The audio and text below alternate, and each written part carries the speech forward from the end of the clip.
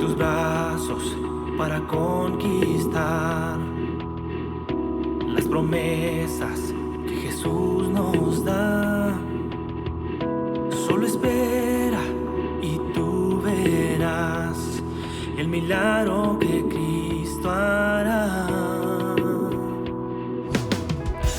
Un lugar para celebrar la victoria que su sangre nos da. Solo confía y créele que familia lo encontrará. Hay un lugar para todos, de familia de Dios.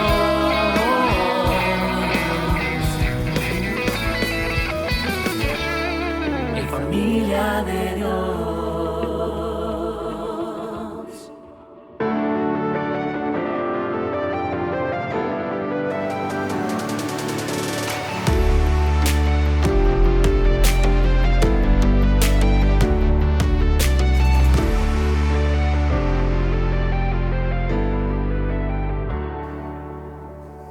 Bienvenidos a la 21ª parte de la serie titulada Efesios. Nuestro punto de partida en esta serie ha sido el libro de los Hechos, ya que en este libro encontramos la precuela, la plantación, el desarrollo y la consolidación de la iglesia de Éfeso. Hoy terminaremos nuestro estudio en el libro de los Hechos y posteriormente en una segunda temporada de la serie nos adentraremos a la carta del apóstol Pablo a los Efesios. En otras palabras, hoy concluimos la primera temporada de la serie Efesios, en la que hemos dedicado 21 estudios a un poco menos de 3 capítulos del libro de los Hechos, desde el capítulo 18, versículo 19, hasta el capítulo 20, versículo 38. Es decir, al concluir nuestro estudio de hoy, habremos invertido alrededor de 5 meses para profundizar en 99 versículos del libro de los Hechos. La totalidad del libro de los Hechos tiene 1006 versículos. Por lo tanto, en esta primera temporada en la que nos hemos dedicado principalmente a lo que está vinculado con los Efesios, hemos abarcado un 9.8% de la totalidad del libro de los Hechos. Por ahora realizaremos una pausa en la serie, probablemente haremos algunas series cortas con otras temáticas importantes y coyunturales o algunos temas libres. Y luego volveremos recargados a una segunda temporada en la que nos adentraremos en la carta del apóstol Pablo a los Efesios. Pasaremos de la narrativa de los hechos al género epistolar, es decir, de la carta del apóstol Pablo. En nuestros estudios anteriores observamos que el único discurso de Pablo en el libro de los Hechos que está dirigido a una audiencia cristiana es precisamente el que él comunicó a los pastores, ancianos, obispos de la iglesia de Éfeso en la ciudad de Mileto. Hemos visto también que este discurso puede dividirse en 3 grandes secciones, de las cuales ya hemos concluido 2. El ministerio pasado de Pablo en los versículos del 18 al 21, el ministerio futuro de Pablo en los versículos del 22 al 27. Asimismo hemos abarcado la primera parte de la tercera y última sección del discurso en la que Pablo hace una amonestación y una encomienda a los líderes de la iglesia de Éfeso. En nuestro estudio anterior vimos los versículos del 28 al 31 y hoy nos corresponde concluir esta sección final del discurso en los versículos del 32 al 35. De igual manera debemos abarcar la narrativa posterior al discurso en la que Lucas nos hace saber qué ocurrió después de que Pablo concluyó dicho discurso. El título de este mensaje es el siguiente: la amonestación y la encomienda de Pablo, segunda parte. Leamos nuestro texto base en el capítulo 20, versículos del 32 al 38, en el nombre del Padre, del Hijo y del Espíritu Santo. El apóstol Pablo les dice a los líderes de la iglesia de Éfeso: ahora los encomiendo a Dios y al mensaje de su gracia, mensaje que tiene poder para edificarlos y darles herencia entre todos los santificados. No he codiciado ni la plata, ni el oro, ni la ropa de nadie. Ustedes mismos saben bien que estas manos se han ocupado de mis propias necesidades y de las de mis compañeros. Con mi ejemplo les he mostrado que es preciso trabajar duro para ayudar a los necesitados, recordando las palabras del Señor Jesús: hay más dicha en dar que en recibir. Precisamente aquí concluye el discurso de Pablo Y a continuación Lucas, el narrador, relata lo siguiente. Después de decir esto, Pablo se puso de rodillas con todos ellos y oró. Todos lloraban inconsolablemente mientras lo abrazaban y lo besaban. Lo que más los entristecía era su declaración de que ellos no volverían a verlo. Luego lo acompañaron hasta el barco. Este es el punto número 1. Bendición final. Leamos nuevamente el versículo 32 en el cual Pablo le dice a estos líderes: ahora los encomiendo a Dios y al mensaje de su gracia. El término griego que esta versión traduce como mensaje, tal vez les va a sonar familiar a algunos. ¿Han escuchado la palabra logos? La palabra que se encuentra aquí es precisamente esa. Ahora los encomiendo a Dios y al logos de su gracia, es decir, a la palabra de su gracia.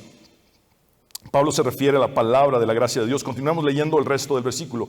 Mensaje o palabra que tiene poder para edificarlos y darles herencia entre todos los santificados. Una traducción más literal sería: ahora los encomiendo a Dios y a la palabra de su gracia, la cual tiene poder para edificarlos y darles una herencia entre todos los que han sido santificados.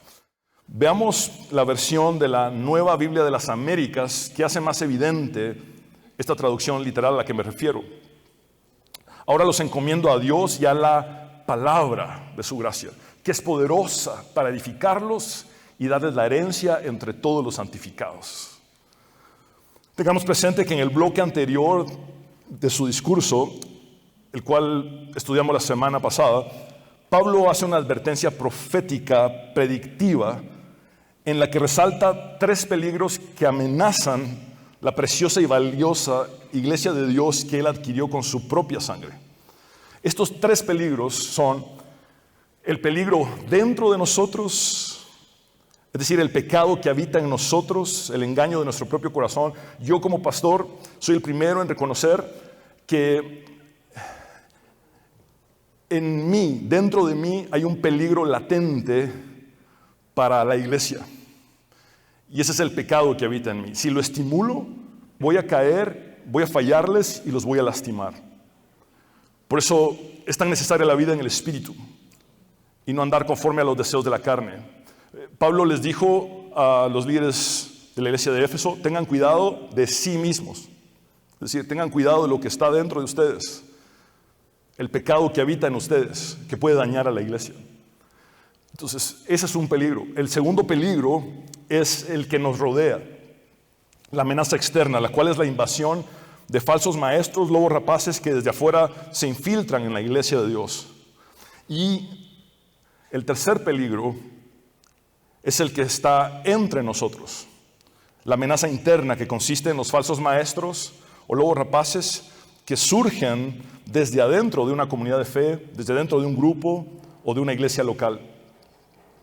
Es a la luz de esta triple amenaza que Pablo continúa con el versículo 32 en el que nos encontramos ahora, dando una bendición final que a la vez funciona como la manera de salir avantes ante estos 3 peligros inminentes. Volvamos a leer el versículo 32. Ahora los encomiendo a Dios y a la palabra de su gracia, que es poderosa para edificarlos y darles la herencia entre todos los santificados. Ciertamente la manera de salir avantes ante esta triple amenaza es permaneciendo en Dios y su palabra. No hay otra manera. La palabra griega para encomendar es paratítheme, que tiene el sentido de colocar delante o confiar al cuidado. Pablo les dice a los ancianos o pastores: ahora los pongo delante de Dios y su palabra. Esta acción es prácticamente decir: los debo soltar porque no puedo estar más con ustedes. Voy atado por el Espíritu Santo rumbo a Jerusalén. El sentido es: ahora los confío al cuidado de Dios y la palabra de su gracia. No lo quiero complicar, pero aquí vemos una endíadis entre Dios y la palabra. No me miren tan raro, porque todos ustedes han dicho una endíadis y no se han dado ni cuenta alguna vez. El término endíadis significa uno mediante dos, o dos que hacen uno solo. Ciertamente una endíadis es una figura retórica que expresa un único concepto mediante dos términos coordinados. Dicho de una forma sencilla, la endíadis sucede cuando dos términos o terminologías conforman un solo concepto. Sé que suena un poco raro y complicado, pero simplifiquémoslo. Si yo digo la expresión, mi amigo estará aquí en carne y hueso, ahí estoy haciendo una endíadis con los sustantivos carne y hueso porque se refieren a una sola persona, a un solo concepto. No estoy diciendo que mi amigo va a venir descuartizado y por un lado la carne y por otro lado los huesos. Mi amigo estará aquí en carne y hueso, dos conceptos que anuncian una sola cosa. Estará aquí en persona. En este versículo 32, la endíadis se encuentra en Dios y su palabra. La palabra de su gracia. Tanto Dios como la palabra de su gracia son un mismo concepto, inseparable. ¿Pueden Dios y su palabra ser uno mismo? Tan solo miremos a Jesús y veremos la palabra divina hecha carne en una sola persona. Es tan importante la palabra de Dios que el Espíritu Santo ha inspirado la palabra escrita como la profecía más segura. Así es, como iglesia contamos con la palabra de Dios encarnada en Jesús y la palabra de Dios escrita, inspirada por el Espíritu Santo. Pero ¿qué significa para nosotros que Dios y la palabra de su gracia sean un mismo concepto? Esto significa que Dios está activo en la palabra de su gracia. Todo ha ocurrido por su palabra. Lean el principio del Evangelio según San Juan. En el principio era la palabra. Y Juan nos hace saber que todo fue hecho por esa palabra de Dios. Y esa palabra se hizo carne.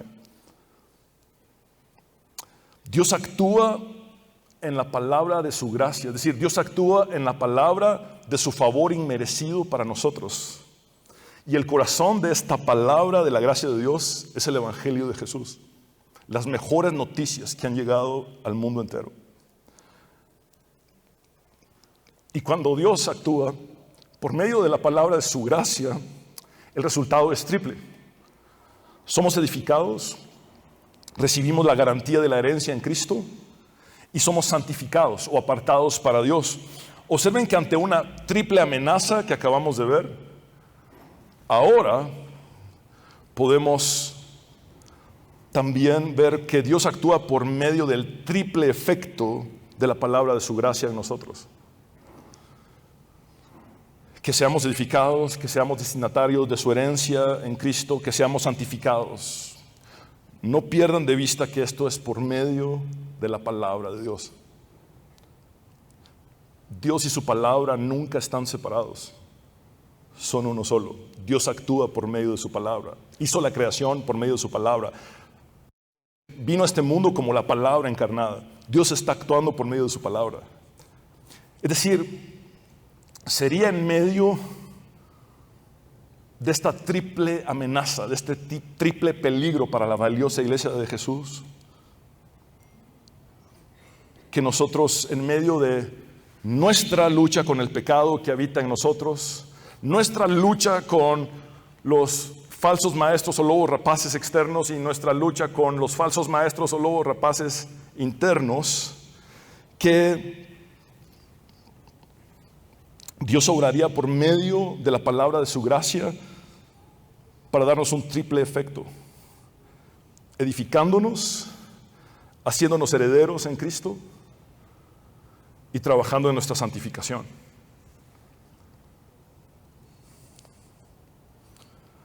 Aquí vemos la enorme necesidad, amados hermanos, de un estudio bíblico serio y el motivo principal por el cual debemos alejarnos de la charlatanería religiosa vacía y superficial. Dios nos cuida y nos rescata de nosotros mismos, es decir, del pecado que habita en nosotros y de los lobos rapaces externos e internos por medio de su palabra. Es en la palabra de Dios. Es la palabra de Dios la que revela aquello que necesitamos corregir en nuestros corazones y la que desenmascara las mentiras de los falsos maestros, de los lobos rapaces, tanto externos como internos. Quiero ampliar un poco más los 3 resultados que recibimos cuando la palabra de Dios gobierna nuestra vida y la iglesia. Lo primero es que somos edificados tanto en lo individual como en lo colectivo. Nosotros, como piedras vivas, somos el gran proyecto de construcción de Dios. Es Él quien edifica su iglesia. Lo segundo es que nos convertimos en los destinatarios de la herencia, es decir, en los receptores de las bendiciones futuras y finales que Dios tiene preparadas para su pueblo, la iglesia en Cristo. Y lo tercero es que somos santificados. Esto conlleva el proceso de transformación en el que somos apartados para Dios, separados para Dios, alejándonos del pecado y del sistema corrupto del mundo caído. Entonces, ante una triple amenaza, tenemos este triple resultado cuando Dios actúa por medio de su palabra en nosotros. No debemos pasar por alto la fuerte afirmación implícita de que los líderes de la iglesia estamos bajo la palabra de Dios y no por encima de ella. Esto nos lleva al siguiente principio. Es la palabra de Dios la que edifica la iglesia, no las personalidades de los líderes humanos. Y esto puede darnos la mayor tranquilidad. La buena noticia es que el futuro de la congregación no le pertenece a los lobos rapaces externos o internos. Ni siquiera pertenece a los pastores sinceros y honestos que batallan contra el pecado que está adentro o que batallamos contra el pecado que está dentro de nosotros, sino que solamente le pertenece a Dios. Esta es su iglesia que Él adquirió con el precio más alto. Pablo lo dice de esta manera: con la sangre de Dios. La sangre de Cristo es la sangre de Dios. Eso es lo que vale la iglesia del Señor. El ministerio del Evangelio no cae ni se levanta sobre los ministros. Está construido sobre el actuar de Dios por medio de su palabra. Y eso nos da tranquilidad. Timothy Keller dijo acertadamente: mira a Jesucristo. Cada vez que Él estuvo en problemas, usó la palabra de Dios. Cuando fue tentado, usó la palabra. Cuando sufría en la cruz, usó la palabra. Tozer dijo que nada menos que una Biblia completa puede hacer a un cristiano completo. Es por esto que predicamos el Evangelio completo, que proclamamos todo el consejo o propósito de Dios, cueste lo que cueste. No solo una parte, sino toda la palabra de Dios debe ser central en nuestra vida, familia, ministerio e iglesia. Punto número 2, pureza en los asuntos financieros. Pureza en los asuntos financieros. Recordemos que Pablo les dijo a estos líderes: tengan cuidado de sí mismos. Y al parecer, el hecho de que Pablo termine hablando de la pureza en los asuntos financieros nos revela que era uno de los temas que más le preocupaba. Pablo concluye el discurso presentando su propia vida como ejemplo a seguir, no solo en las finanzas de su ministerio, sino además en las finanzas personales, en sus finanzas personales. Pero ¿por qué Pablo termina un discurso tan importante hablando de finanzas? Evidentemente esto se debe a que Pablo reconoce el altísimo riesgo de que los líderes de la iglesia utilicen su posición para su propio beneficio personal egoísta. El amor al dinero no puede marcar a los líderes cristianos. En los versículos del 33 al 35, el apóstol les dice a los ancianos, obispos, pastores de la iglesia de Éfeso: no he codiciado ni la plata, ni el oro, ni la ropa de nadie. Ustedes mismos saben bien que estas manos se han ocupado de mis propias necesidades y de las de mis compañeros. Con mi ejemplo les he mostrado que es preciso trabajar duro para ayudar a los necesitados, recordando las palabras del Señor Jesús. Hay más dicha en dar que en recibir. Algunos de ustedes recuerdan esto como más bienaventurado es dar que recibir. Vemos en este desenlace del discurso de Pablo 3 pilares en los que él basó su integridad financiera. Observen que parecen haber varias secuencias de 3 a lo largo del discurso. Pablo habla de 3 peligros o amenazas para la valiosa y preciosa iglesia de Dios. Pablo habla de 3 resultados del actuar de Dios por medio de su palabra. Y ahora Pablo presenta 3 pilares para la integridad financiera. El primer pilar de esta integridad financiera de Pablo es el contentamiento. Volvamos a leer el versículo 33 en el que el apóstol dice: no he codiciado ni la plata, ni el oro, ni la ropa de nadie. La codicia es el deseo de consumir, controlar y poseer lo que otros tienen. La plata, el oro y la ropa fina eran formas aceptadas de riqueza y símbolos de un estatus socioeconómico en el mundo mediterráneo del primer siglo.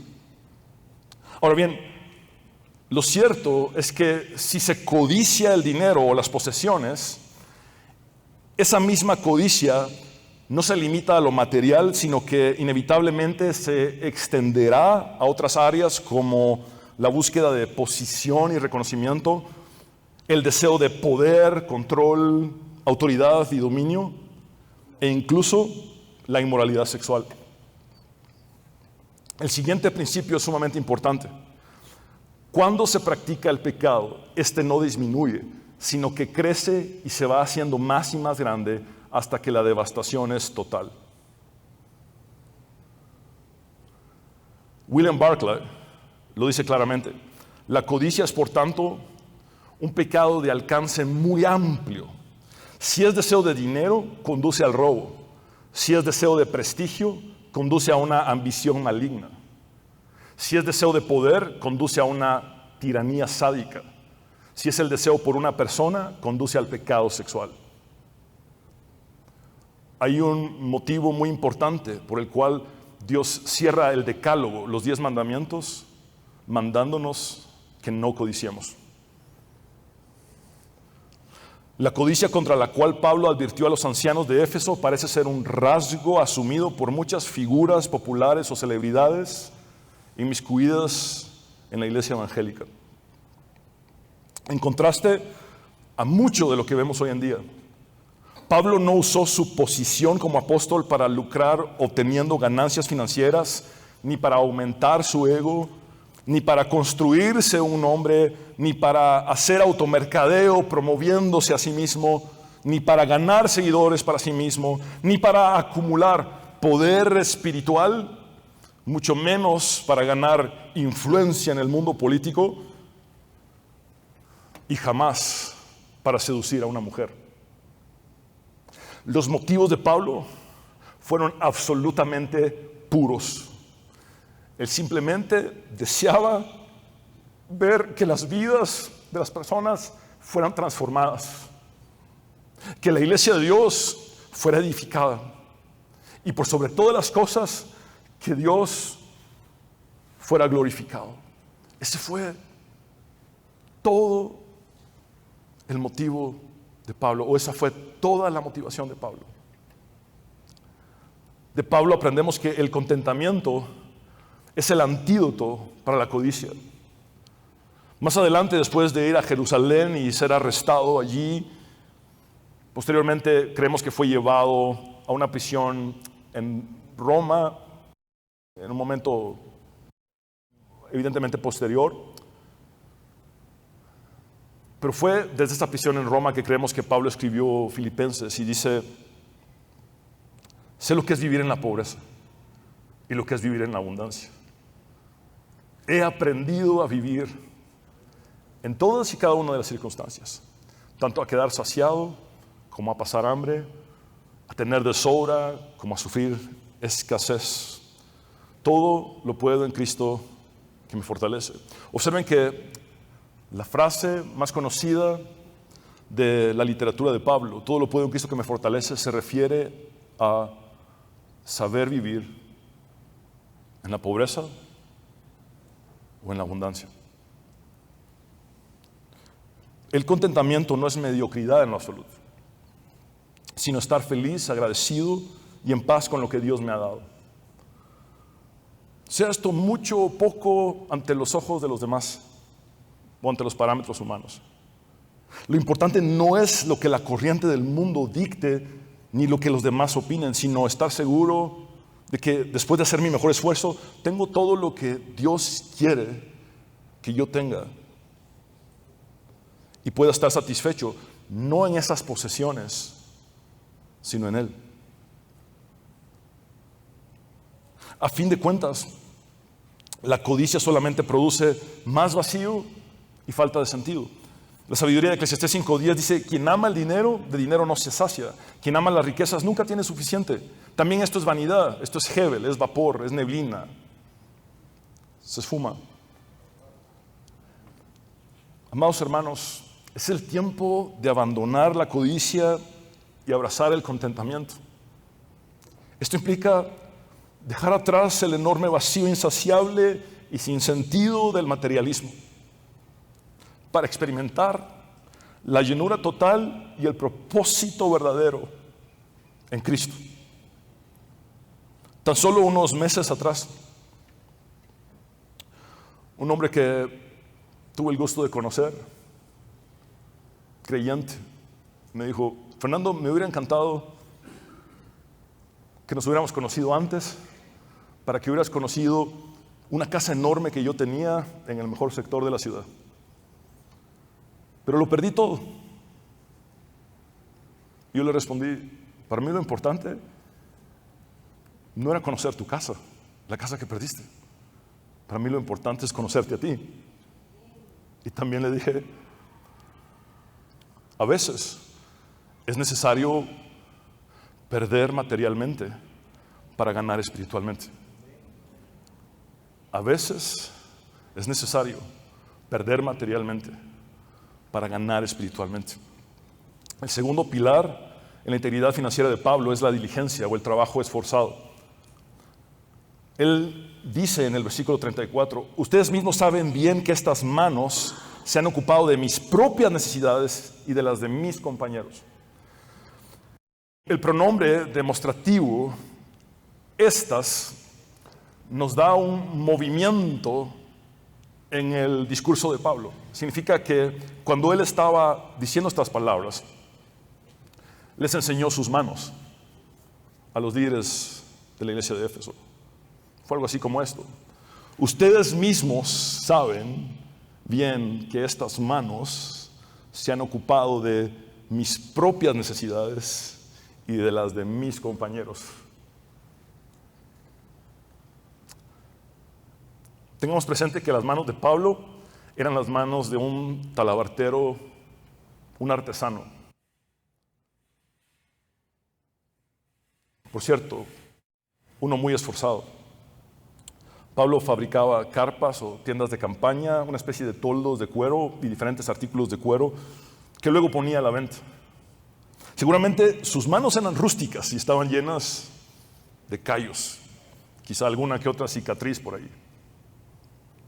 Con su trabajo, Pablo logró generar suficientes ingresos para sostenerse a sí mismo y a sus compañeros de ministerio. Entre estos compañeros estuvieron, por ejemplo, Timoteo y Erasto en Éfeso. Quiero brindarles otro ejemplo. Iniciamos la serie con una precuela que abarcó el ministerio de Pablo en Corinto. Fue antes de iniciar su ministerio en Éfeso que en Corinto Pablo tuvo 2 temporadas muy diferentes, muy marcadas ministerialmente. Una en la que se dedicó al ministerio de tiempo parcial y otra en la que se dedicó al ministerio de tiempo completo. Es decir, durante una etapa, mientras establecía la iglesia en Corinto, Pablo emprendía un ministerio de tiempo parcial, trabajando en la talabartería y predicando el evangelio de Dios. En otra temporada, Pablo pudo entonces dedicarse al ministerio de tiempo completo, abandonando la talabartería y predicando de lleno el Evangelio de Dios. Pero, ¿qué fue lo que marcó la diferencia entre un ministerio de tiempo parcial y un ministerio de tiempo completo de Pablo en Corinto? Fue la llegada de los refuerzos. En este caso, Silas y Timoteo, quienes arribaron a Corinto procedentes de Macedonia. Esto lo estudiamos, como se los he dicho, en la precuela de la serie, en la primera parte, por cierto. Lo más probable es que estos dos, Silas y Timoteo, trajeron consigo una ofrenda importante de la iglesia de Macedonia para respaldar el ministerio de Pablo en Corinto. Y esto le habría permitido a Pablo hacer una pausa en la talabartería para dedicarse de lleno a la predicación del Evangelio. Esta fue básicamente la modalidad del ministerio misionero de Pablo. Trabajaba con sus propias manos para no ser una carga para nadie en la iglesia que se encontraba estableciendo. Se esforzó mucho para generar lo suficiente para que tampoco sus compañeros de ministerio fueran una carga para dicha iglesia que él se encontraba estableciendo. La pregunta que surge es, ¿recibió Pablo alguna vez ofrendas o donativos para su sostenimiento? La respuesta es absolutamente sí. Pero normalmente Pablo se rehusaba a recibir algo de la iglesia que se encontraba estableciendo en su momento presente. Las ofrendas que sí recibía eran de las iglesias que había establecido anteriormente. Como en el caso de Corinto. La iglesia ya establecida de Macedonia habría respaldado financieramente a Pablo para que pudiera dedicarse de lleno en un ministerio de tiempo completo al establecimiento de la iglesia en Corinto sin que los corintios le dieran un solo centavo. En las cartas de Pablo podemos observar que él no estaba en contra de que otros recibieran apoyo financiero en el ministerio. Más bien, siguiendo los lineamientos de Jesús, Pablo dijo en 1 Corintios capítulo 9, versículo 14, Dios dijo a los que servían en el templo que podían tomar de los alimentos que se ofrecían en el templo y a los que trabajaban en el altar que participaran de lo que se presentaba en el altar. De igual manera, el Señor ha ordenado que los que predican el Evangelio vivan de ese trabajo. En Lucas capítulo 10, versículo 7, vemos que Jesús instruye y envía a los 72, diciéndoles, el obrero es digno de su salario, haciéndoles ver que era válido si al predicar el Evangelio recibían alguna bendición para ellos mismos, hacerlo. Ahora, realmente no había nada de malo en que Pablo aceptara ser sostenido por la iglesia que él estaba estableciendo en su tiempo presente. Sin embargo, él renunció intencionalmente a ese derecho para protegerse de acusaciones falsas y para no perder credibilidad entre aquellos a los que les estaba predicando el Evangelio en dicho presente. En su segunda carta a los Corintios, capítulo 7, versículo 2, Pablo dice, hagan lugar para nosotros en su corazón. A nadie hemos agraviado, a nadie hemos corrompido, a nadie hemos explotado. Amados hermanos, pastoralmente he tenido que atender a una cantidad grande de personas que se han sentido víctimas del abuso espiritual por medio de una explotación financiera por parte de sus líderes religiosos. Esto no es un secreto para nadie.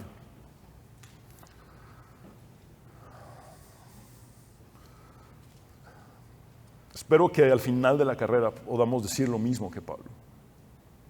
A nadie hemos explotado. Pablo sigue el principio que hallamos en la sabiduría de Proverbios 22:1 que dice, elige una buena reputación sobre las muchas riquezas. Ser tenido en gran estima es mejor que la plata o el oro.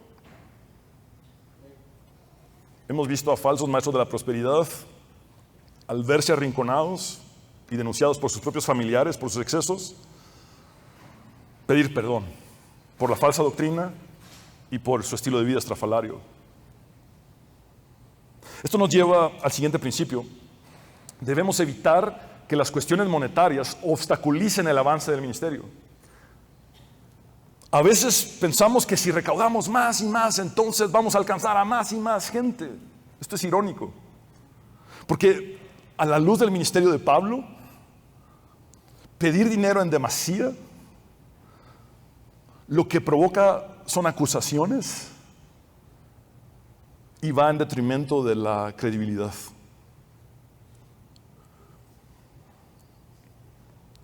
El tercer pilar de la integridad financiera de Pablo es la generosidad. En el último versículo del discurso, Pablo dice: con mi ejemplo les he mostrado que es preciso trabajar duro para ayudar a los necesitados, recordando las palabras del Señor Jesús: hay más dicha en dar que en recibir. Literalmente, más bienaventurado es dar que recibir. Esta bienaventuranza de Jesús, más bienaventurado es dar que recibir, no aparece en ninguno de los 4 evangelios. Es parte de la tradición oral cristiana de la iglesia primitiva. Esto significa que este dicho de Jesús pasó de boca en boca hasta llegar a los oídos de Pablo, y Pablo lo memorizó, y cuando está dando el discurso lo tenía en su haber. Jesús dijo: más bienaventurado es dar que recibir. El doctor Earl Pierce solía llamar a esta frase dicha por Jesús la bienaventuranza suprema, debido a que en esta bienaventuranza Jesús no solamente nos dice cómo ser bienaventurado, sino además cómo ser más bienaventurado. Más bienaventurado es dar que recibir. Ciertamente somos más bienaventurados cuando damos. Esto significa que somos más dichosos, más felices cuando damos. Las mentes depravadas de los falsos maestros de la prosperidad, por ejemplo, al leer aquí la palabra dar, encuentran su oportunidad óptima para explotar como lobos rapaces a las personas. Muchos de estos tergiversadores del Evangelio enseñan que Jesús da aquí el método para enriquecerse rápidamente, que según ellos consiste en dar más para recibir más. Entonces, tú das con el propósito de enriquecerte de vuelta. Tu relación con Dios es de canje, hermano. Tu relación con Dios es contractual. Job era un perdedor. Estoy siendo sarcástico. No hay nada más alejado del mensaje del Evangelio y de Jesús que enseñar algo así. Que damos más para recibir más. Más bien, esta bienaventuranza de Jesús rompe el principio de la reciprocidad, que consiste en dar para poder recibir, y nos enseña el principio divino de un reino que no es de este mundo, que consiste en dar desprendidamente sin esperar nada a cambio. Dar enteramente con el fin de ayudar a aquellos que no tienen ni la más mínima posibilidad de retribuir, recompensar ni devolver lo que hagamos por ellos. Ahí es donde está la verdadera felicidad. Bienaventurado significa feliz. En síntesis, la bienaventuranza de Jesús no se trata de dar para recibir, sino de dar sin esperar recibir. Luego de entender esto, quiero invitarlos a leer nuevamente el mismo versículo 35 para resaltar algo que cambiará muchos de nuestros paradigmas. Pablo dice: con mi ejemplo les he mostrado que es preciso trabajar duro para ayudar a los necesitados, recordando las palabras del Señor Jesús. Hay más dicha en dar que en recibir. Más bienaventurado es dar que recibir. Pablo dice que el motivo principal para trabajar duro es generar ingresos para ayudar a los necesitados.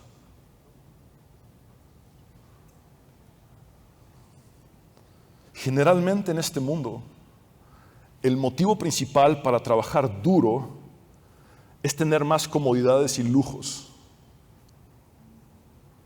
acaparar y acumular riquezas materiales, tener bienes y propiedades. Pero Pablo aquí corrige esta perspectiva mundana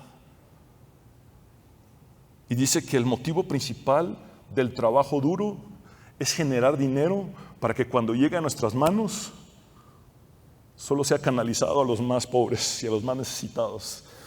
La religión pura y sin mácula de la que habló Santiago, los más vulnerables y débiles de la sociedad, los huérfanos y las viudas, deben ser respaldados por la iglesia, por nosotros. Randy Alcorn dice, cuando Dios proporciona más dinero, a menudo pensamos, esto es una bendición. Sí, pero sería igual de bíblico decir, esta es una prueba. La abundancia no es la provisión de Dios para que yo viva en el lujo.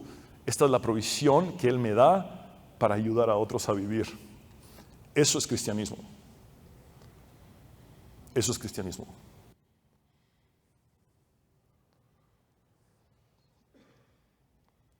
No me avergüenzo del Evangelio porque es poder de Dios para salvación. Y su palabra derriba argumentos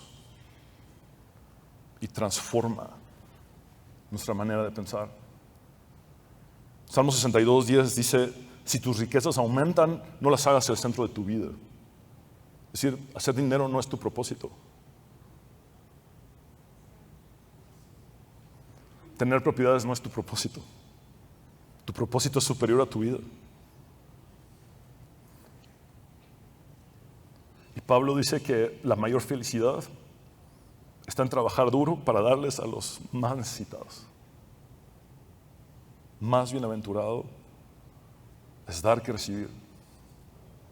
Recordemos que Pablo les está advirtiendo a estos líderes que no deben caer en la trampa del materialismo.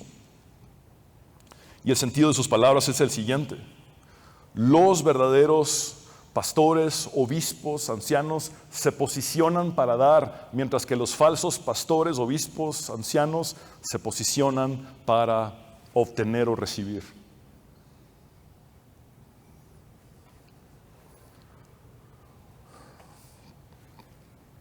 Su palabra es viva y eficaz. Es más cortante que toda espada de dos filos. Y es útil para redarguirnos, para transformarnos. A Kenneth Cancer, quien se desempeñó como editor de la revista Christianity Today, Cristianismo Hoy, se le preguntó, después de hacer tantos estudios y estadísticas y artículos, ¿cuál consideraba él que era el mayor problema que enfrentaba la iglesia cristiana contemporánea?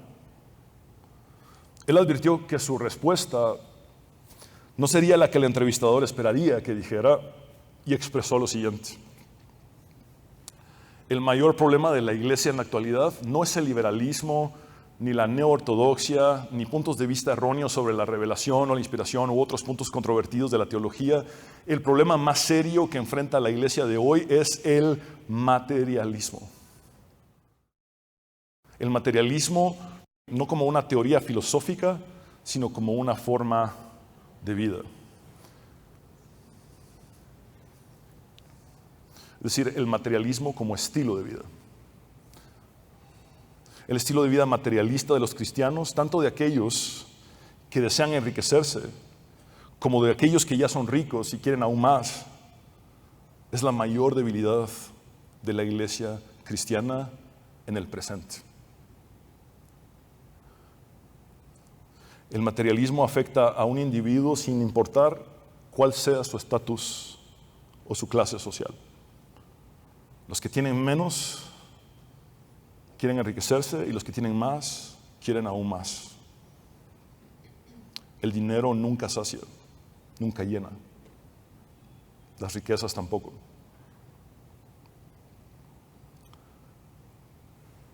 ¿Por qué enseñas? ¿Por qué sirves? ¿Por qué das?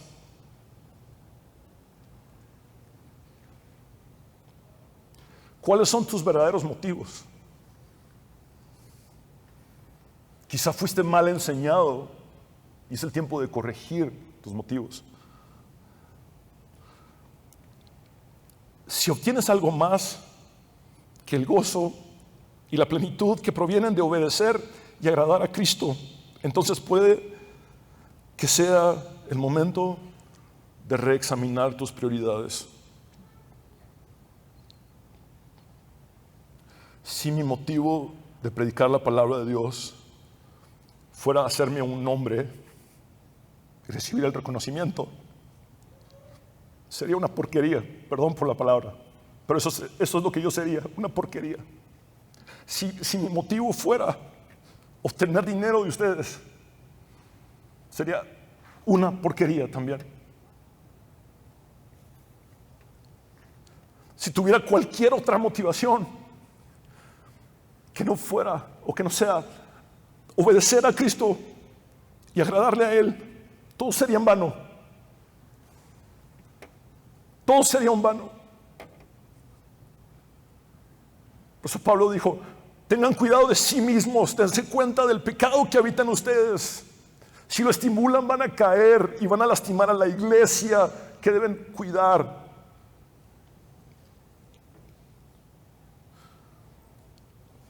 Este es el punto número 3 y final, en el cual seré muy breve. La despedida. A partir de aquí, Lucas, el narrador del libro de los Hechos, describe lo que aconteció después de que Pablo terminó su discurso.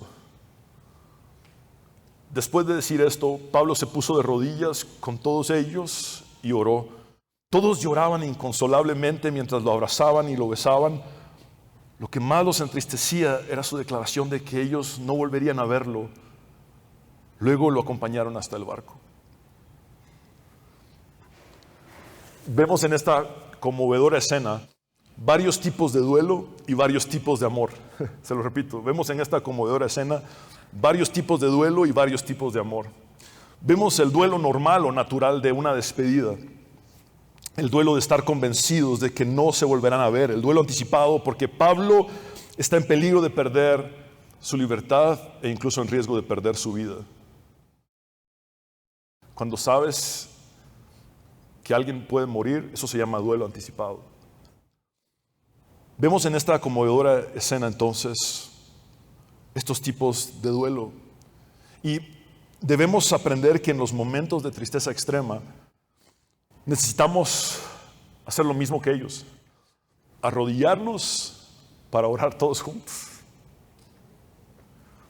llorar unidos. Pablo había dicho: lloren con los que lloran. Y además expresarnos afecto puro los unos a los otros con abrazos y besos en la santidad del amor de Dios. Además de varios tipos de duelo, vemos también varios tipos de amor. El amor fileo, por ejemplo, que es el amor fraternal. Ellos eran una hermandad, eran todos hermanos. El amor estorge, que es el amor de familia. Ellos eran una familia espiritual. Y el amor agape, que es la forma más elevada del amor, el amor incondicional y sacrificial, el amor de pacto, el amor que solamente Dios puede producir en nosotros como un fruto del Espíritu. La cena termina con Pablo subiéndose físicamente a un barco, pero espiritualmente estando atado por el Espíritu Santo rumbo a Jerusalén. No siguió sus emociones ni sus sentimientos, sino la voluntad de Dios.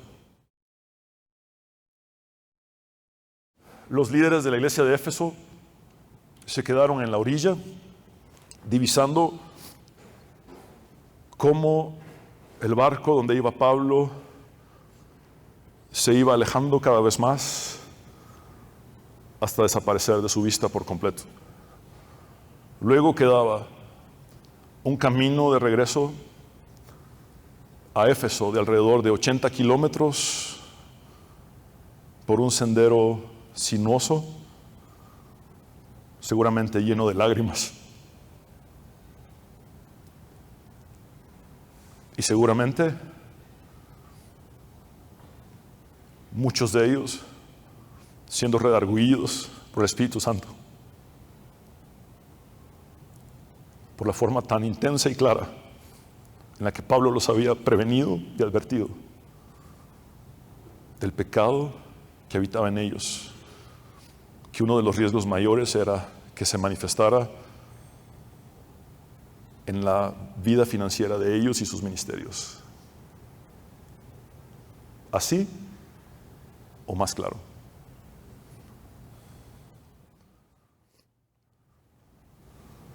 Es la palabra de Dios.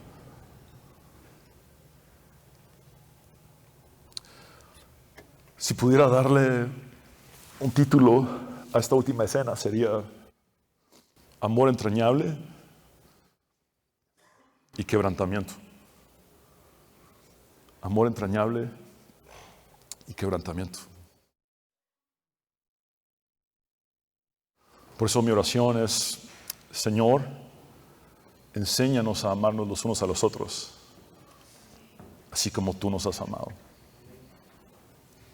Transforma nuestra manera de ver el mundo. Cambia nuestra cosmovisión. Derriba nuestros paradigmas seculares.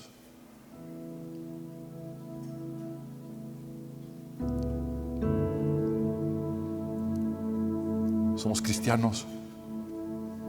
¿Y esto es cristianismo?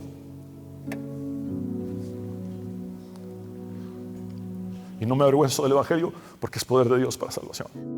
Amados hermanos, recordemos los 3 juegos de 3, o los 3 sets de 3. Pablo advierte en el bloque anterior de 3 peligros o amenazas contra la valiosa y preciosa iglesia de Dios que costó la sangre del mismo Dios, la sangre de Jesús. El peligro dentro de nosotros, el pecado que habita en nosotros, el engaño de nuestro propio corazón, el peligro alrededor de nosotros, la amenaza externa de los lobos rapaces y los falsos maestros, y el peligro entre nosotros de falsos maestros y lobos rapaces que se levantan del mismo grupo. Ante estas 3 amenazas, Pablo dice: los encomiendo, los suelto, los entrego al cuidado de Dios y su palabra. Dios y su palabra son uno mismo. Dios opera por medio de su palabra. Y Pablo dice: porque esta palabra es poderosa para 3 cosas: edificarlos, hacerlos destinatarios de la herencia en Cristo, y santificarlos. Y luego Pablo prosigue y pareciera que se está despidiendo con una bendición final, y es como si su discurso diera una impresión de postdata. Aquí está el tema que más me preocupa: la pureza de sus finanzas. Siga mi ejemplo. Y les da los 3 pilares: contentamiento como un antídoto para la codicia, diligencia o trabajo duro para no restar credibilidad, y luego Pablo dice que este trabajo duro es para el 3er pilar, la generosidad. Y dice: el verdadero motivo de esforzarse tanto para generar dinero no es que se quede en nuestras manos, sino que vaya a los más necesitados. Su reino no es de este mundo, y su evangelio no debe ser distorsionado ni mangoneado por personas con intereses mezquinos. Que Dios nos libre de caer y de ceder ante el pecado que habita en nosotros. Jamás quisiera escuchar al Señor decir: miren desde dónde han caído. Miren desde dónde han caído. Iglesias que empiezan saludables, con una visión y misión, caen.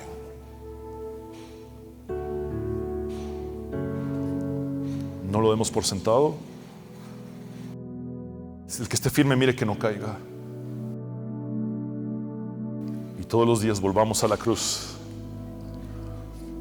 Como diría una canción de Marcos Vidal, a ese rojo amanecer donde me encuentro nuevamente con una cruz teñida de sangre, recordando que todo lo que tengo que hacer es negarme a mí mismo, tomar la cruz y seguirle a Él, rindiendo mi voluntad y mis deseos humanos y mis caprichos humanos a lo que Él quiere.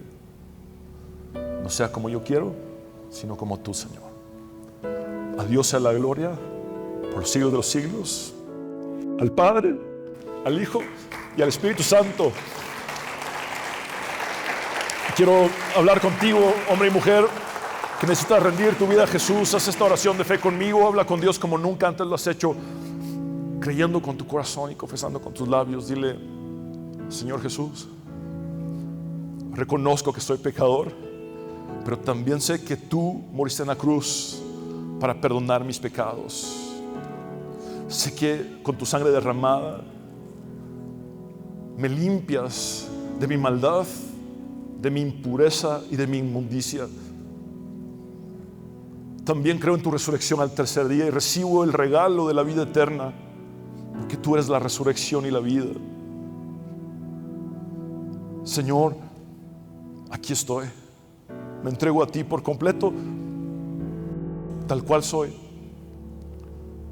Cámbiame, transfórmame. Anhelo ser un instrumento en tus manos. Sé mi Señor y Salvador eternamente, Jesús. Quiero vivir para ti el resto de mi vida terrenal y de mi eternidad. Es en tu nombre, Jesús, el único nombre bajo el cielo dado a los hombres, en el cual podemos ser salvos, que hemos orado. Amén. Abre tus brazos para conquistar las promesas que Jesús nos da. Solo espera y tú verás el milagro que Cristo hará. Un lugar para celebrar la victoria que su sangre nos da. Solo confía y créele que familia lo encontrará. Hay un lugar para todos, de familia de Dios.